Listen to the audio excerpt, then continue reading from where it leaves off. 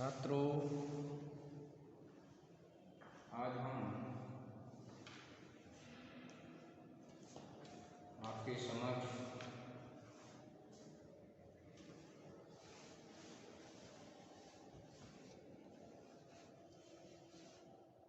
प्रीति मुक्त कवि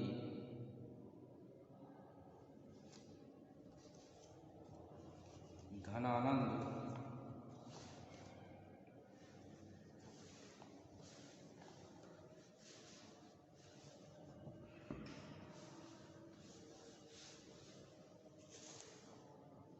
जो कि अपनी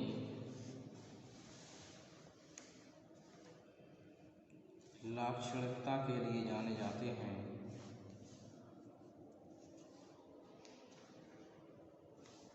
कि प्रस्तुत प्रेम परक काव्य पंक्तियों को लेकर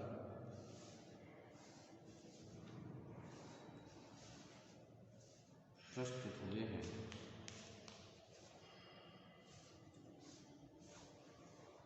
ये काव्य पंक्तियाँ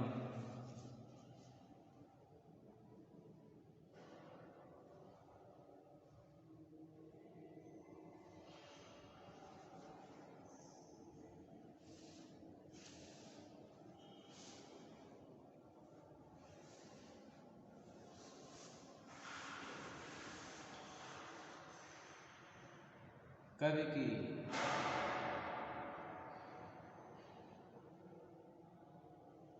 प्रियतमा के प्रति अपनी विवशता और उसकी निर्ममता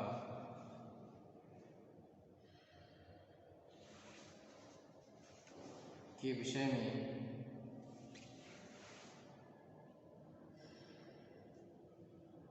बात कही है।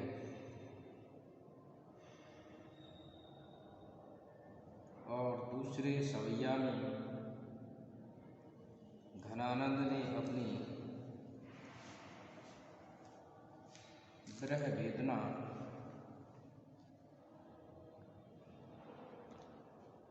को प्रकट किया है।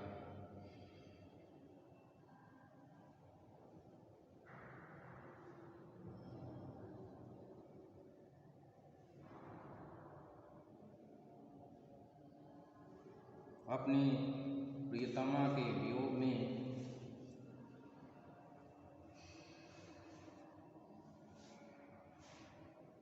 उसके नेत्रों में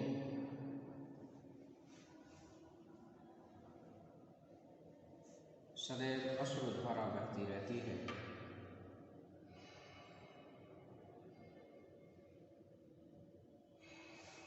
उससे उत्पन्न दुख और पीड़ा को कवि ने व्यक्त किया। तो छात्रों, आज हम प्रेम से आपूरित और वियोग व्यथा से परिपूर्ण इन सवैयों के विषय में जानेंगे, इनके अर्थ को जानेंगे।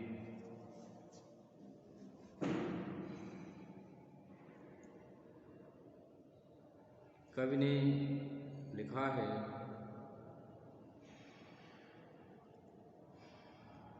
पहले अपनाए सो जान सनेह सो, क्यों फिर नेह को तोड़िए जू।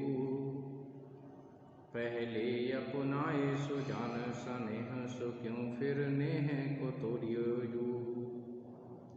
निर्धारे आधार धार मझार दही मही गाहे ना बोरिए जू।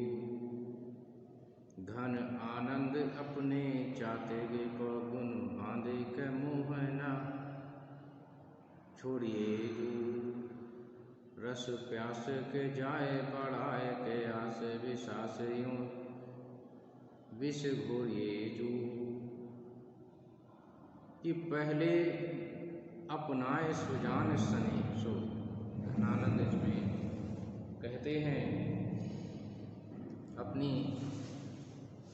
समा सुजान से कि पहले अपनाए सुजान सने सो।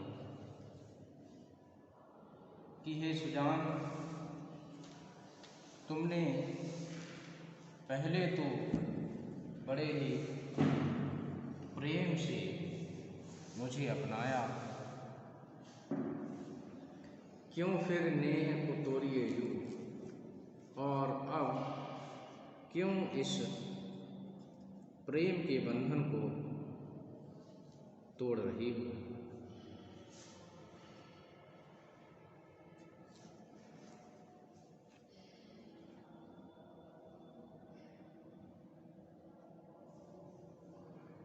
कि निर्धार आधार दय धार मझा दई गही बाहना बोरिए जो। कि पहले प्रेम के संबल या सहारा तुम ही थे, लेकिन अब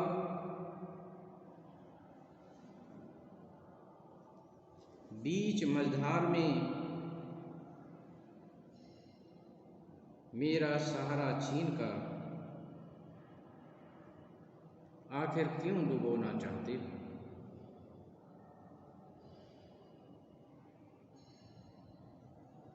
घन आनंद अपने चातिग को गुण बांधे के मोह न छोड़िए जू, रस प्यास के जाए बढ़ाई के आस विश्वास विष घोरिए। आगे घनानंद जी कहते हैं कि मेरी दशा एक चातक पक्षी की तरह हो गई है, कि जिस प्रकार से एक चातक पक्षी स्वाति नक्षत्र की बूंद का पान किए बिना जीवित नहीं रह सकता,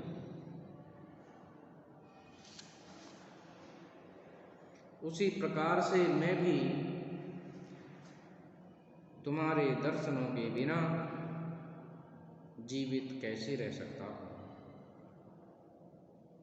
अतः अपने गुणों से बांधने के उपरांत मुझे अपने प्रेम से वंचित मत करो। पहले तो तुमने प्रेम रस पिला पिलाकर मुझे जीवित रखा, और अब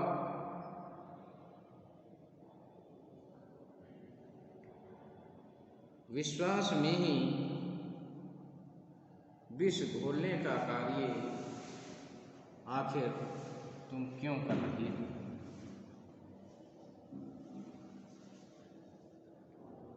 तो कवि की विरह वेदना इसमें प्रस्तुत हुई है।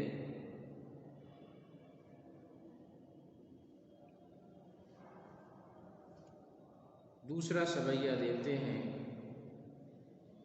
कि घन आनंद जीवन मूर सुजान को कौंदहु न कहूँ दरस। घन आनंद जीवन मूर सुजान को कौंदहु न कहूँ दरस। सुन जानिए धोकित छाए रहे द्रग चातिग प्राण तपे तरस। बिन पावस तो इन ब्यायस होना सु क्यों करिए अब सो पर से। बदराबर से ऋतु में घिर के नित ही अखियाँ उभरी बरसे। कि घन आनंद जीवन मूर सुजान को कौंदहु ना कहूँ दरसे। कि घनानंद जी कहते हैं कि हे प्रिय सुजान, आप मेरे जीवन के आधार हैं, और आप ही मेरे जीवन में आनंद की वर्षा करने वाले बादल हैं।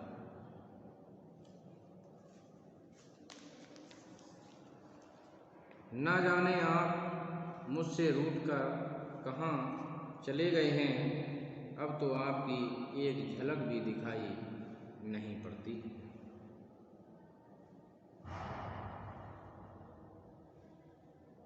ना कहीं जिस प्रकार से बादल कौंधते हैं, दर्शन देते हैं, ये भी दर्शन आपका मिल पाना अब संभव नहीं हो पा रहा।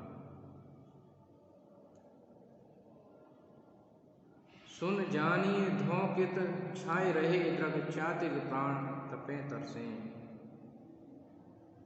कि घनानंद जी कहते हैं कि हे प्रिय सुजान, आप यहाँ से जाकर ना जाने कहाँ छा गए हैं। मेरे नेत्र रूपी चातकों को तभी चैन मिलेगा जब आप प्रेम की वर्षा करके इन्हें तृप्त कर देंगे, क्योंकि ये प्रेम की वर्षा के बिना तरस रहे हैं, अन्यथा वे धैर्य का स्पर्श भी न कर सकेंगे। बिन पावस तो इन व्यावस हो न सुख क्यों, करिए अब सूं पर से बदरावर से ऋतु में घिर के नित ही अखियाँ उभरी तरसे। घनानंद जी कहते हैं कि बादल तो केवल वर्षा ऋतु में बरसते हैं, किंतु मेरे नेत्र तो सदैव बरसते रहते हैं। बिन पावस तो इन व्यायस हूँ ना क्यों ना, करिए अब सो परसें। कि बिना पावस ऋतु के, वर्षा ऋतु के इन आँखों में सदैव जो है नेत्रों से पानी बरसता रहता है। कि बदरावर से ऋतु में घिर के नित ही अखियाँ उभरी तरसें।